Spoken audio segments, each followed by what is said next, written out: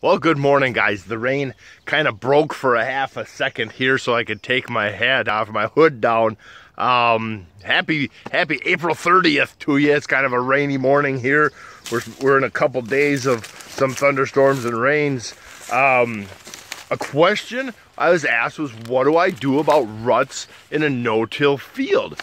My answer is I do nothing. I do not care about ruts. They are a non-issue to me, other than an inconvenience or an aesthetic thing that the neighbors get to talk about and be like, well, what is he doing down there?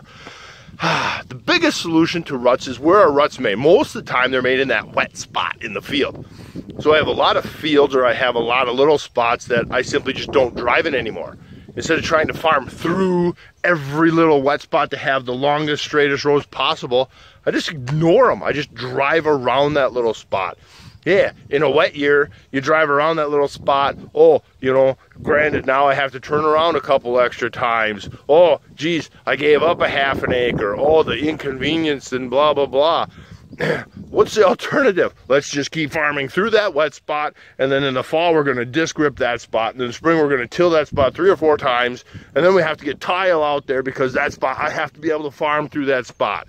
That makes zero sense. That is just stupid to me. For all that money to be able to farm that 1/4 acre wet spot or that 1/4 acre draw, cutting a field in half for $0 on a wet year, I can stay out of it.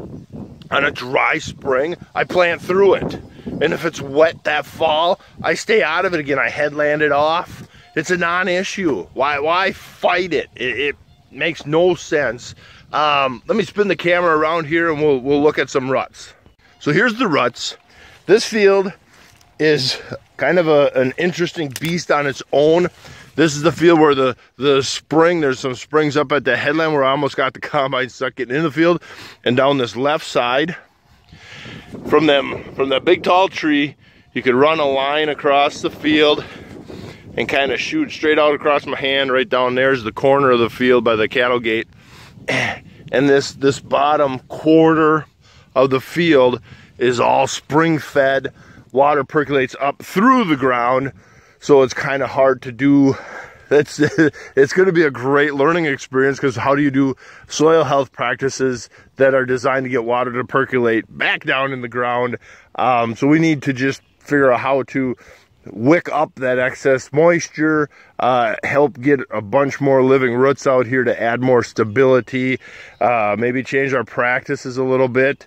But anyhow, the rut itself, we've made ruts. No matter what we're doing, we're going to make ruts at some point. The reason I do not care about ruts is because I have frost. Frost is a huge compaction fighter for us on the shallow, you know, at less than 2 feet. Frost does a huge thing to us. But worms, look at the worms. Look at all the holes. This thing's just scattered with wormholes. Why would I worry about, look at all the holes all over the place. Why would I worry about compaction? If there are worms going down and up in that soil, how much compaction is there really? None. So why would I worry about it? The only thing I need to do is come out here with something. The cultivator, the disc grip, or the cultivator, the mulch master, and just kind of dance across the top to knock the dirt back down in the rut so I have a smooth field to drive across. This is the only worry I have about ruts, is how I can gently smooth it back up so I can drive out here without bouncing myself out the cab. That is my only concern about ruts. Mother Nature, my farming practices now, will take care of all my compaction for me. It's a non-issue, it's a non-worry.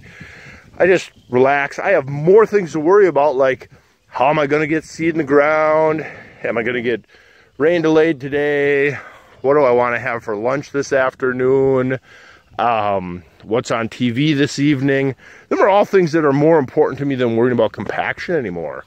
I do not care. I'm beating compaction with my roots. You know, look at them. Them things just keep on going down and down forever. Ruts are a non-issue in a healthy no-till situation. Hope that answers you guys' questions. I don't know how to phrase it any different, guys. You know, all these conventional till problems are gonna go away. They solve themselves. No matter what I do in my area, I'm gonna have ruts at some point.